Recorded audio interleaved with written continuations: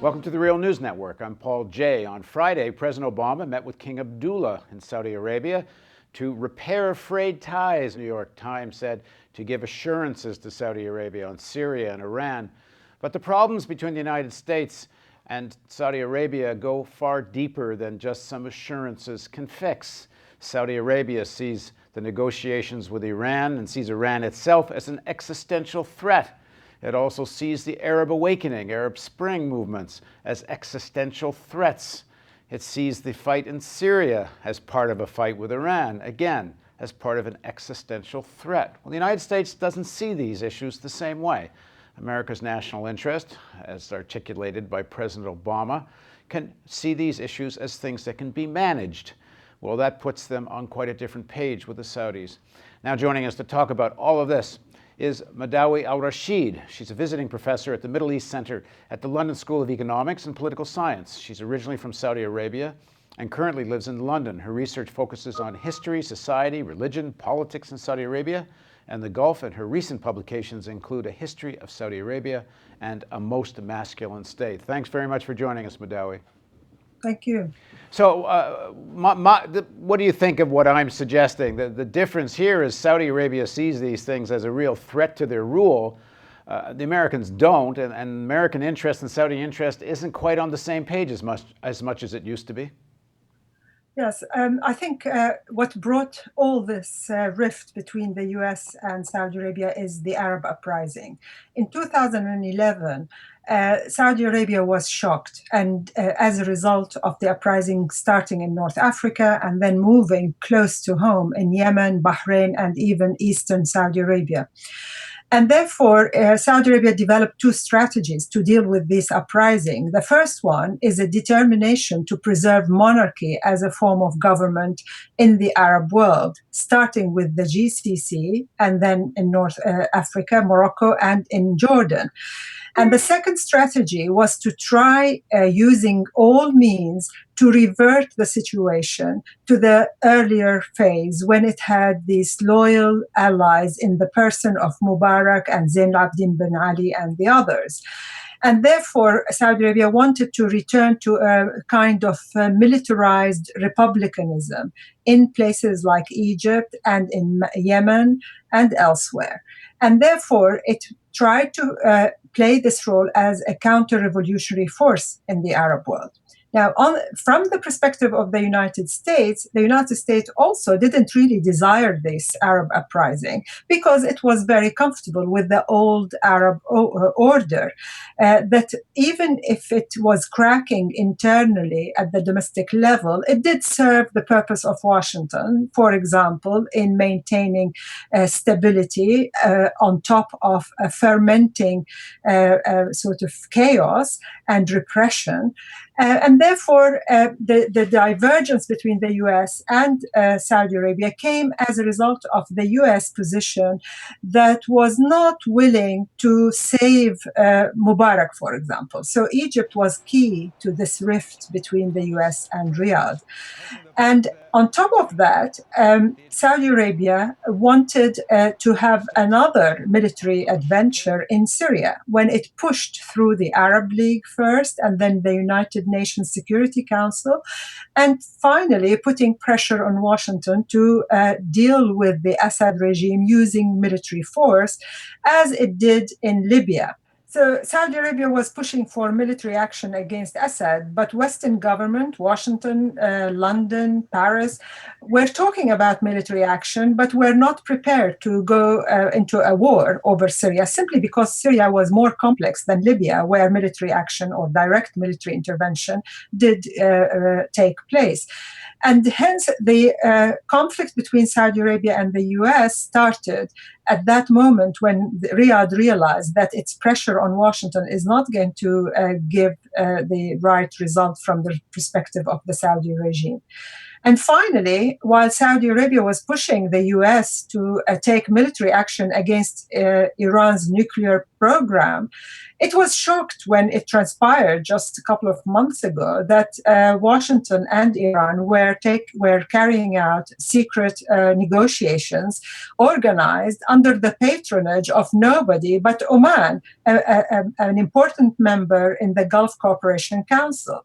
And these negotiations were going to lead to further discussions that may end up lifting the sanctions on Iran and rehabilitating Iran in the international community.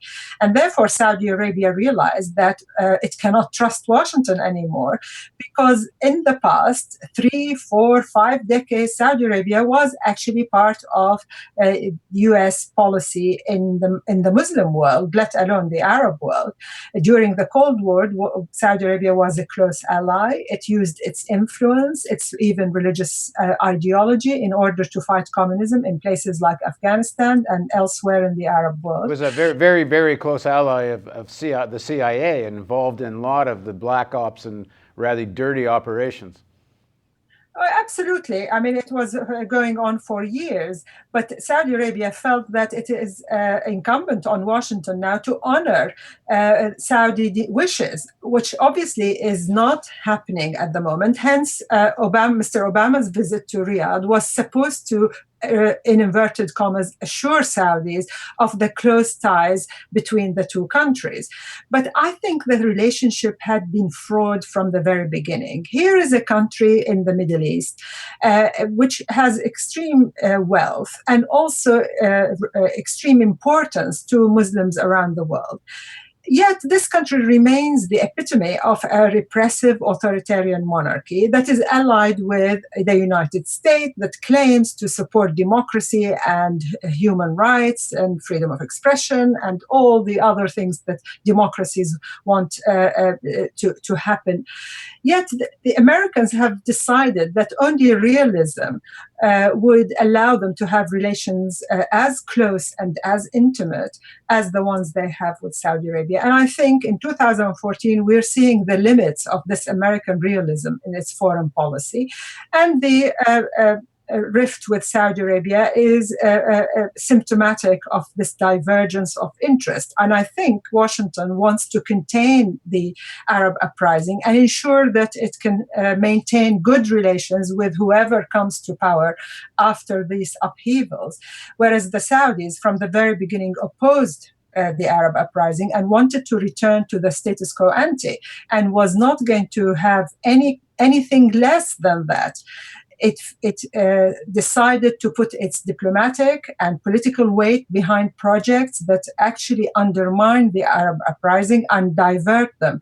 What is so interesting is, and also sad, is to see how Saudi Arabia opposed the North African uprising and also the ones that are in its vicinity, such as in Bahrain and in Yemen.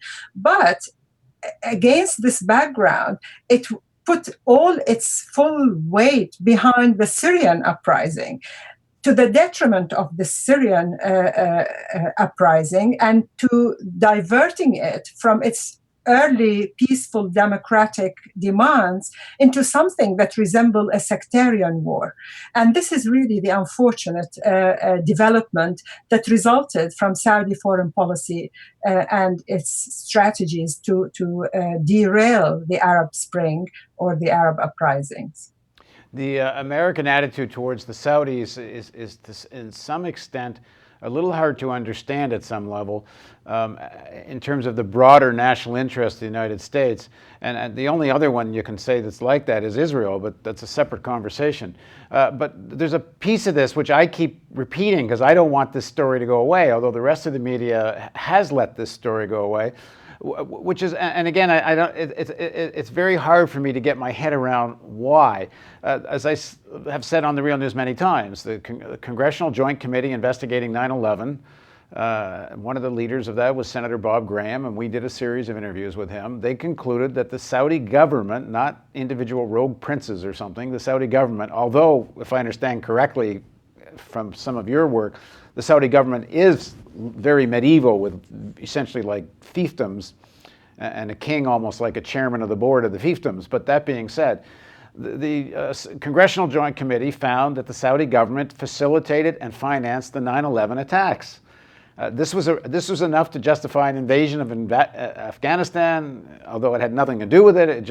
It was used to justify an invasion of Iraq.